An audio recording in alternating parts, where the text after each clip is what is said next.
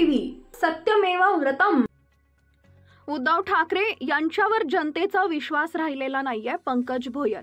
उद्धव ठाकरे यांच्याविषयी भोयर यांच्या प्रतिक्रिया। ठाकरे यांच्यावर जनतेचा विश्वास राहिलेला नाही। संजय राऊत यांच्याविषयी भोयर यांच्या प्रतिक्रिया। ते सकाळी मीडियासमोर येऊन काहीही बडबड करत असतात। संजय राऊत हे जबाबदार व्यक्तिमत्व असून प्रत्येक गोष्टीची माहिती घेतल्यानंतरच त्यांनी वक्तव्य करावं। माहिती आमदार सुरक्षा विषयी भोयर यांच्या प्रतिक्रिया। सर्व ऑलवेल सुरू असून सुरक्षेच्या कारणावरून कुठलाही तणाव नाही, तर सुरक्षेसाठी एक वेगळा डिपार्टमेंट असून 6 महिन्यातून 12 महिन्यातून सर्वे करून कुणाला किती सुरक्षा द्यायला पाहिजे ते ठरवत असतात। संतोष देशमुख प्रकरणाविषयी प्रतिक्रिया। या प्रकरणातील जवळजवळ सर्व आरोपींना अटक झालेली असून फरार आरोपींचा शोध सुरू आहे, तर या प्रकरणावर गृह विभाग अत्यंत गंभीर असून योग्य पद्धतीने चौकशी सुरू आहे। संतोष देशमुख हत्या प्रकरणातील आरोपी अद्यापही फरार आहेत।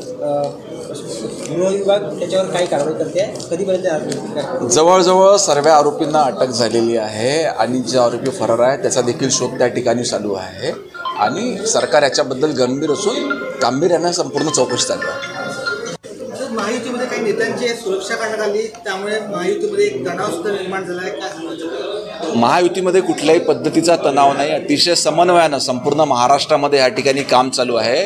राहिला प्रश्न सुरक्षेचा, हा सुरक्षा देण्याचं एक डिपार्टमेंट आहे, ते 6 महिन्यातनं 12 महिन्यातनं एक वेळा सर्वे त्या ठिकाणी करत असते आणि कुठल्या व्यक्तीला किती सुरक्षा द्यायची हे ते ठरवतात आणि त्या अनुषंगानं सुरक्षा देण्यात येत असते। उद्धव ठाकरेच्या बोलण्यामध्ये कुठलंही तथ्य राहिलेलं नाही आहे। त्यांनी सुरुवात त्या ठिकाणी केली। आज जनतेचा त्यांच्यावर कुठलाही विश्वास राहिलेला नाही। फ्रस्ट्रेशनमध्ये येऊन ते ह्या पद्धतीचे स्टेटमेंट करत असतात। सर, एक शेवटचा प्रश्न। संजय राऊतांनी जे बीडचे सरपंच आहेत संतोष देशमुख याच्या हत्याप्रकरणामध्ये भाजपवर गंभीर आरोप लावलेले आहेत, याच्यामध्ये भाजपचा तर हात नाही हे तपासणं गरजेचे असं त्यांनी म्हटलं आहे। संजय राऊत यांचं आरोग्य हे काही व्यवस्थित आहे असं वाटत नाही। ते रोज सकाळी उठून कुठल्याही पद्धतीची बडबड त्या ठिकाणी मीडियासमोर करत असतात।